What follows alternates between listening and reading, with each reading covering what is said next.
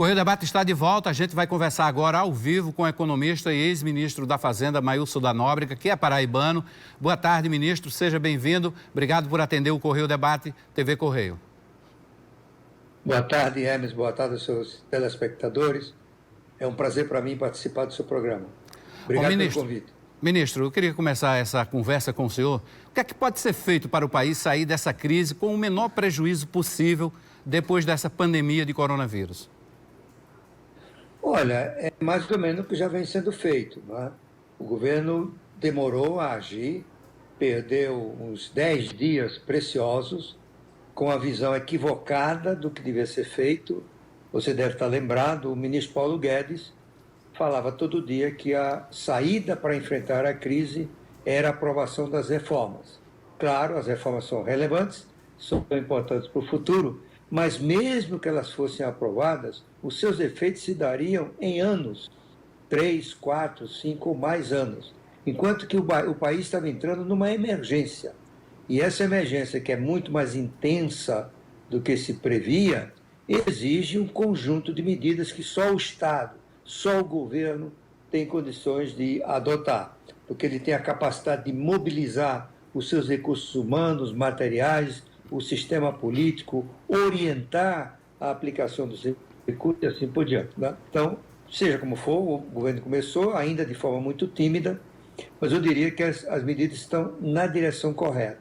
Eles estão aprendendo. É como você consertar um avião em pleno voo e a maioria da equipe não tem curso de piloto. Então, complica muito a situação, mas eles estão aprendendo, são pessoas capacitadas, de inequívocas credenciais acadêmicas, grande parte deles convivência no mercado financeiro, são pessoas inteligentes e estão aprendendo, né?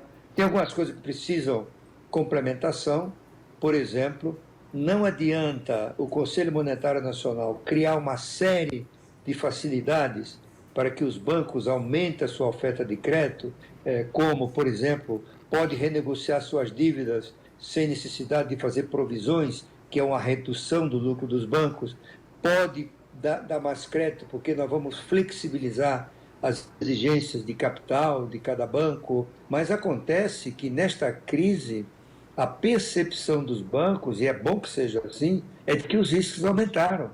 Os seus clientes estão deixando de faturar, muitos vão se fragilizar financeiramente e podem não poder pagar. Então, nesse momento, como ocorreu em outras crises, e na de 2008 foi a mesma coisa, os bancos se retraem e os recursos ficam, como se diz, empossados. Falta uma medida complementar relevante, que é o compromisso formal do Tesouro Nacional de avalizar essas operações, dar uma garantia. Isso pode ser feito com uma garantia formal do Tesouro, pode ser feita a constituição de um fundo para ocorrer eventuais inadimplências e assim por diante. Hoje, eles anunciaram também uma medida muito importante, que é o governo vai pagar uma parte dos salários dos trabalhadores, dentro dessa ideia de flexibilizar a jornada de trabalho com correspondente redução dos salários. Esse é o exemplo do que aconteceu no mundo inteiro. Se você olha o que os governos do Reino Unido, da França, da Itália, do Japão, enfim, vários governos europeus criaram um subsídio de 80% a 90% do valor do salário dos trabalhadores, limitado a um determinado valor. Por exemplo, no Reino Unido, o limite é de salário até 2.500 libras. Enfim, a coisa começou a andar, né? E o governo está sob pressão e certamente vai começar a responder de forma mais efetiva. Mas perdemos um precioso tempo, Hermes. Agora, certamente, ministro, a gente vai sair dessa crise com um número maior de desempregados. Flutuava ali naquela porção entre 10 milhões, 11 milhões sem carteiras assinadas. Podemos ir para 12,3 milhões, segundo os cálculos iniciais. Como é que faz para recuperar esses empregos perdidos? Tem uma fórmula? Não, eu acho que a fórmula é preparar as empresas com crédito, com subsídios, com gastos públicos de modo geral, para que elas sobrevivam à crise. Porque a recuperação ela poderá ser mais rápida ou mais lenta, dependendo de quantas empresas sobrevivam a essa tormenta. E, portanto, hoje é um grande desafio do governo salvar, em primeiro lugar, vidas. Você não precisa ter esse conflito entre salvar vidas e gerar empregos, de que tanto fala o presidente Bolsonaro. Na verdade, em primeiro lugar, é a vida. Não é? Porque, como alguém já disse, a vida, se desaparecer, não se recupera. A economia se recupera. Em segundo lugar, ainda simultaneamente, colocar dinheiro na mão das pessoas. Os trabalhadores que não vão poder trabalhar, aqueles do setor informal, muita gente que tem salários da prestação de serviços estão sem prestar serviço. Você precisa pôr mão no dinheiro dele, dinheiro na mão deles. É preciso liberar mais o FGTS, talvez aqui e acolá suspender temporariamente a contribuição previdenciária dos trabalhadores, como fizeram alguns países. O arsenal de medidas é muito grande, depende da inventividade e da capacidade do governo federal. Em terceiro lugar, mas tudo isso feito simultaneamente, manter as empresas com capacidade financeira e operacional para voltarem rapidamente a operar quando a crise passar. E aí você vai discutir como é que é essa recuperação. Se é uma recuperação, como os economistas dizem, em V, ou seja, cai rapidamente, depois sobe, ou é uma recuperação em U, cai, fica um pouquinho estagnado, depois volta. Né? E se o governo não fizer essas providências, vai ser uma situação em L, cai e não levanta mais, fica sempre do lado de cá, tá certo? Então eu acho que o governo está ciente disso, não basta, como eu falei, olhar a experiência internacional. Na verdade, a crise está sendo muito mais forte do que se imaginava. A velocidade de propagação do coronavírus é mais intensa do que se imaginava e vai ter um dano muito grande para a economia mundial. As estimativas estão variando de uma queda da atividade econômica mundial da ordem de 1 a 1,5%. Antigamente se previa um crescimento de 3%. As mais otimistas falam num crescimento entre 0% e 1%. Qualquer que seja isso, qualquer que seja o número, isso projeta uma recessão global. Né? Okay. Isso significa também a recessão global é menos demanda por produtos brasileiros, o preço das commodities caem e assim por diante. Ok, ministro Maílson da Nóbrega, obrigado por nos atender. Nós estamos aqui também acompanhando toda essa situação. Obrigado mais uma vez por participar dessa entrevista ao vivo.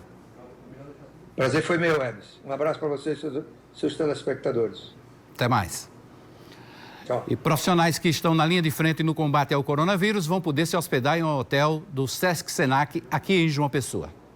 O presidente do sistema FEComércio Sesc Senac da Paraíba, Marconi Medeiros, recebeu o comandante-geral do Corpo de Bombeiros Militar do Estado, Coronel Marcelo Augusto de Araújo, para assinatura do termo de cooperação técnica que viabiliza hospedagem para bombeiros que estão na linha de frente no combate ao novo coronavírus. Essa é uma colaboração do comércio a todos aqueles da área de saúde que estão na linha de frente nesse enfrentamento, nesse combate aos efeitos do coronavírus, não é?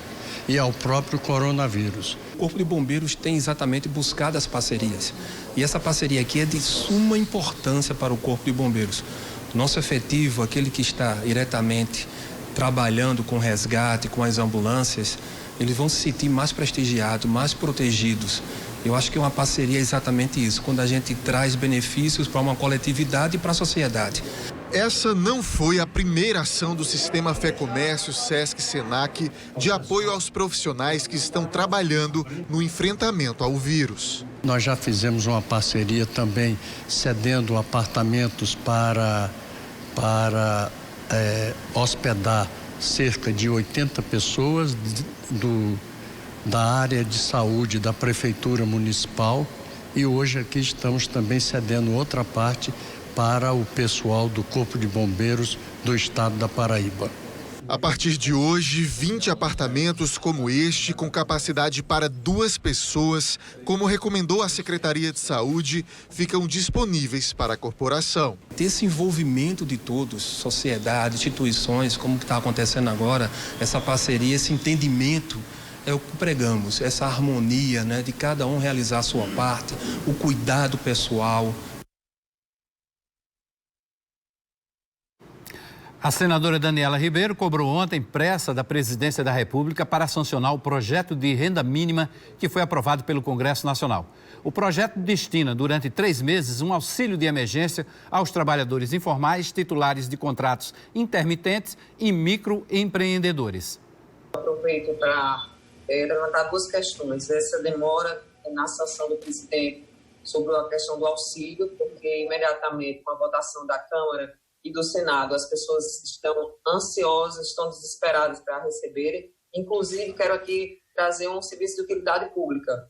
Muitas pessoas estão recebendo mensagens via celular, pedindo links, enviando links para que as pessoas acessem e aí recebam auxílio. Aqui eu chamo a atenção, senador Fernando Bezerra, para que haja uma ação maior de comunicação nesse sentido. E eles são golpes, na realidade. Então, me preocupa muito, em primeiro lugar, com essa questão dessa demora do presidente em sancionar algo que toda a população espera e, infelizmente, ainda não dá essa resposta. Por outro lado, quero também me congratular com as ações do ministro da Saúde, ministro Mandetta, né, e dizer para vocês que aqui aconteceu também a primeira morte, há subnotificações, isso é fato, pelo país inteiro, porque não temos testes. Então, se não temos testes, não estamos testando as pessoas estão morrendo. Lembra que eu falei ontem de uma morte, hoje de outra aqui na Paraíba, e enfim, é assim que estamos. Então, nós estamos fazendo o nosso papel, mas infelizmente o governo tendo esse tipo de atitude fica difícil quando a população aguarda a ajuda que aprovamos, que foi feito um trabalho junto com o governo. No entanto, nada ainda resolvido. Então, nós precisamos de uma resposta. Última pausa no Correio Debate. Na volta, após AVC, ex-secretário de Turismo do Estado continua em UTI em estado grave e estável. O prefeito de João Pessoa, Luciano Cartacho, anunciou algumas medidas de proteção social para atender uma faixa da população mais carente. O Correio Debate volta em 2 minutinhos.